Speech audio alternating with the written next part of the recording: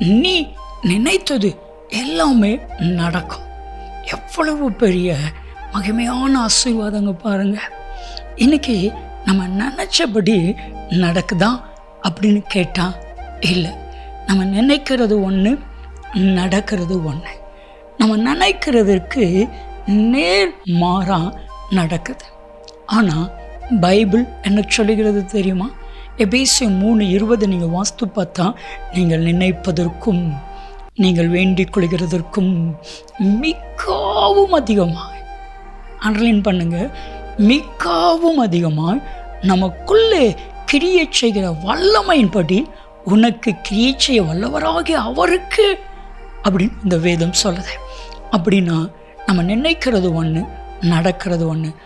ஆனால் நீங்கள் நினைக்கிறதுக்கும் வேண்டிக் கொள்கிறதுக்கும் மிகவும் அதிகமாக பெரிய காரியங்களை ஆண்டவர் நடத்த போகிறார்.